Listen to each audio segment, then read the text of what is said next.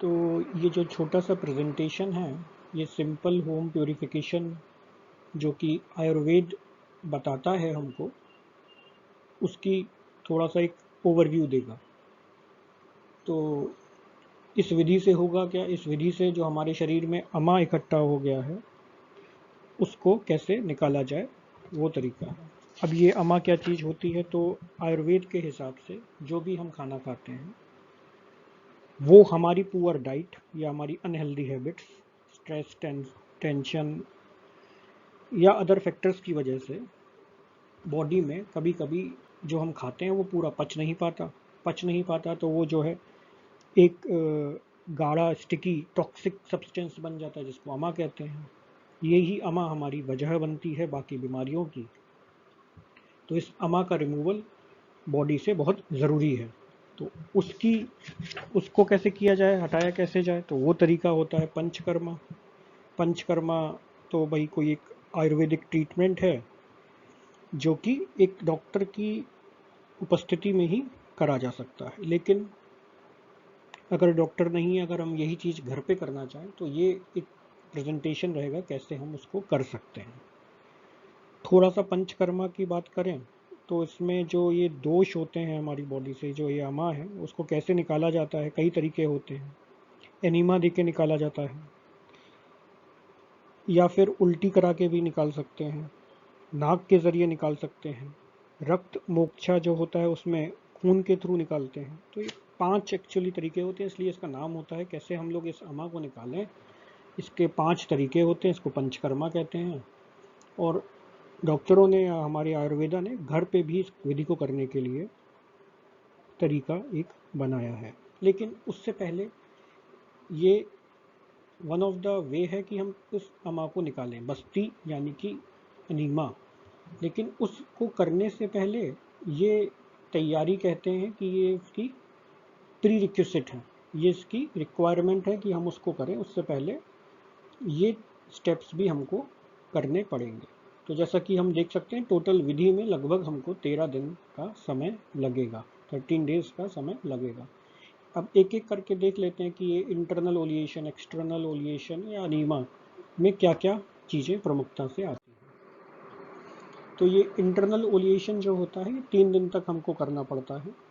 इसमें ओलिएशन just lubrication की जो अमा इकट्ठा हो गया है शरीर के अंदर उसको हम अपने शरीर से निकालें तो आराम से निकल सके। तो इसके लिए क्या करेंगे, हम लुब्रिकेंट डाल लें अपने शरीर में। वो लुब्रिकेंट क्या होगा, तो लुब्रिकेंट घी है। अब वो घी कितना लेना है, कब लेना है, ये यहाँ पे लिखा हुआ है कि लगभग 57 ग्राम घी हमको रोज़ सुबह लेना है 3 दिन तक। और जो 3 प्रकृति होती हैं आयुर्वेद के हिसाब से, वाता या पिता या कफा, उन लोगों को थोड़ा ऐसा नहीं है कि खाली घी ले लेना है। पिता वाले जिनका है दोष ज़्यादा होता है वो घी के साथ ले सकते हैं। जो वात प्रवृत्ति के होते हैं उनको थोड़ा काले नमक रॉक सॉल्ट के संग लेना है। या इसी तरह अलग अलग लोगों को अलग अलग विधियाँ बताई गई हैं।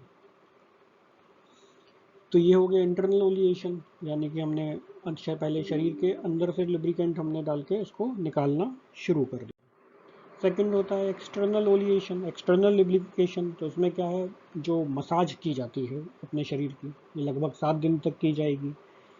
और ये जो की जाएगी वो अलग अलग प्रकृति के हिसाब से कौन कौन सा ऑयल यूज़ करना है, शीशम का करना है, सनफ्लावर का ऑयल यूज़ करना है या कॉर्न ऑयल यूज़ करना है, तो वो अपनी अपनी प्रकृति के हिसाब से लोगों को करना पड़ेगा। और हर जब ये हम लोग ऑयल लगा लें, मसाज कर लें, तो उसके बाद एक गर्म पानी से, गुनगुने पानी से हमको बाथ लेनी चाहिए। गर्म या गुनगुना पानी क्या करेगा, थोड़ा रिलैक्स कर देता है अपनी मसल्स को, तो और आसानी से जो भी काम हो रहा होगा वो हो जाएगा। और सबसे बाद में जो है एनीमा की प्रक्रिया की जाती है और वो 3 दिन तक की जाती है। ये प्रक्रिया में हम लोग एक दशामूला होता है, एक आयुर्वेदिक आप कह सकते हैं कंपाउंड है, हर्बल कंपाउंड है। इसको लगभग 1 pint of water, 1 pint of water, मतलब लगभग आधा लीटर पानी के साथ को गर्म कीजिए, ठंडा होने दीजिए और इसी पानी का यूज़ किया जाएगा एनीमा की प्रक्रिया करने में।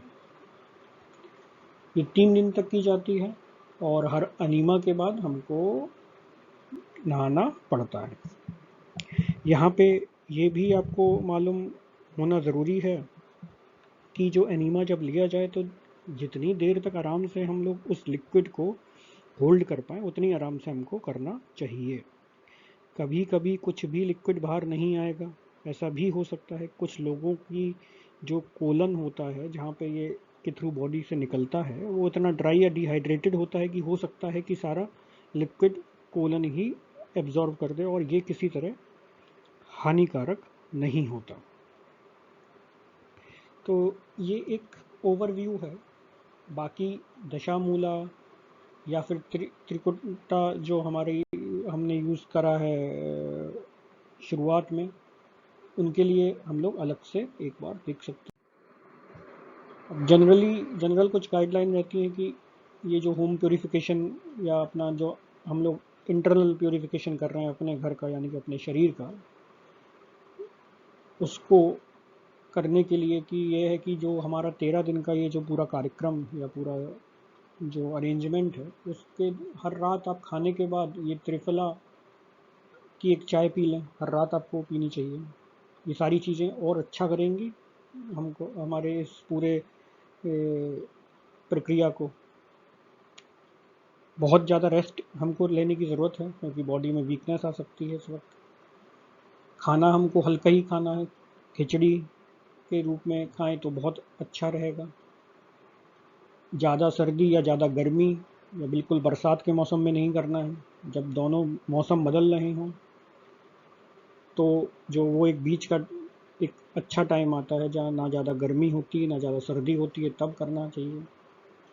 जब हम लोग वीकनेस हमको खुद ही लग रही हो शरीर में तो हमको ये प्रक्रिया नहीं करनी चाहिए। तो ये एक छोटी सी प्रेजेंटेशन थी हमारी पंचकर्मा वाली प्रक्रिया पे। आगे भी मिलेंगे, तब तक के लिए धन्यवाद।